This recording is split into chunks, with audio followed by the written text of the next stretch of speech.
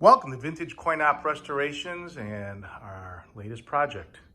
If you've been following me on Facebook or YouTube, you've known that we've been working on this machine for some time. It's probably about a year to year and a half now that we've been messing with this thing, and I'm proud to say that it's finally finished. Race Around the World was made by the International Mutoscope Reel Company. We're going to date this somewhere around the early 1920s.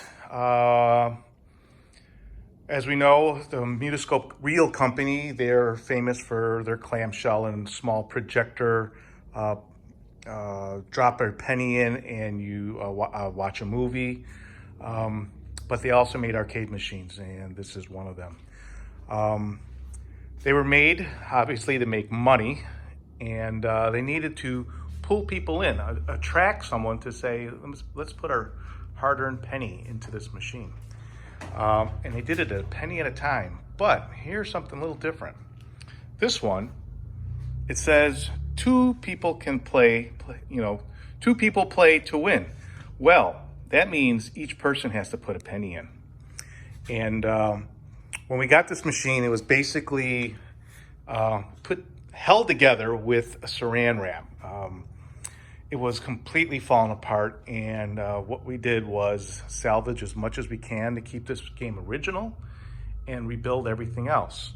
But as you've seen, if you follow my videos, there's a lot of machines we restore, and we completely bring it to a different level. We had a lot of chrome on there, but that is per my client. This client, his instructions were, let's make it look and mechanically work just like it did when it was first made. Here on the right is part of the same facade that you're looking at here. This is the original, and as you can see through this plastic wrap, it was unsalvageable and completely shot.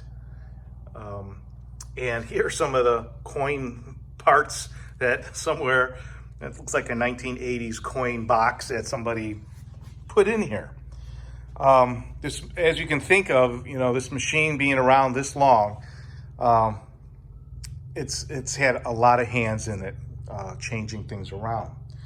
So when we got it, the first thing we needed to do was, well, what does it do? What is the whole object? And for starters, when actually pulling out that pinball parts, how do we activate the machine? We know it's a penny. How do we get it to actually, what do we do when we where's that money go? What does it actuate? And the other question was, okay, how do we know there's a winner? Who's the winner? You see these dials up here, but you're too busy spinning this wheel to kind of look up there to see actually who wins. And the other thing that we thought of, well, if you can actually see your arrow, but we needed a bell. We needed something audio, and we needed something visual. So you can see, and you'll hear that we have them both. Visually, the winner would see their light flash on for a brief second first. And as the other person is, playing, they'll say, I won, or, this way you can decide, whoever's light goes on first is the winner. You'll also hear an audio bell. And visually, from the people walking by, you'll see the arrow also show that they won at the top finish. And then when it's all done, what locks the machine to spin and not move anything? Well, all those, it was a giant puzzle. How does all this stuff work? And in the back, all we found was a giant rusted mess. And I'll come around the back and show you what we had to do. But it was from years of water damage, moisture, and this machine probably was outside. Many of these were on the boardwalks, and we don't know where they came from. We don't know where this one came from exactly. Initially, what I could find is that somebody did make some sort of coin drop that was quite large, so it's possible that it was from overseas. Obviously, it was made here in New York, in Long Island, and then shipped overseas, and then they changed some things around because I did find some metal coin drop that was quite large. So it might have been there, or it could have been here, US, $50 maybe, but it was a large coin, and so things have changed over the years. So during this golden age of the penny arcade, this must have been a really special machine. We only know of one other machine just like it, and that's about all the history we have on it. It is not in the readily available Mutoscope books. But knowing the parts and the time, this was the company that would have made something just like it. And here we have the International Mutoscope tag and a familiar Mutoscope coin drop. These are the levers that advance the game, and that's what the two people will actually be turning to advance the game. So what do we have inside this case?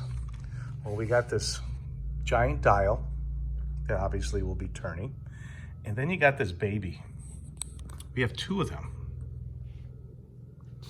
Maybe I'll come around the side here. And she's a little creepy. If you look at the hands, we had to put a little epoxy and something to preserve it from cracking and falling off. The bikes, I don't know where they came from. This bicycle, they really didn't make things just for the machine, so they looked around and found things that were being made then.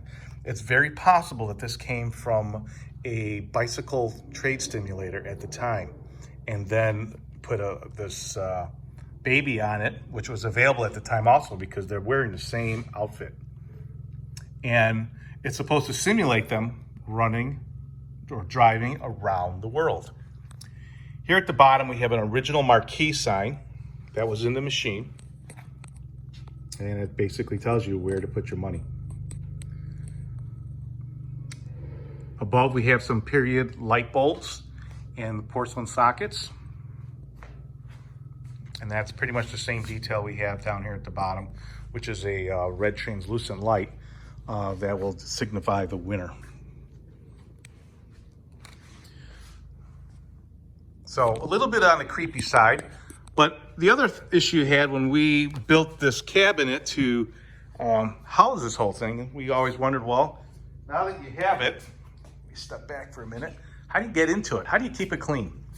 Well, this is one of the ways we figured out. So basically you'd have to put your suction cup in there, and all you have to do is lift up your glass, and we allowed that glass to come through the cabinet. So you can reach your hand inside here and clean it from time to time of the dust. So let me bring it back down. This way you do have access to the inside of it. Well, let's go take a look on the inside.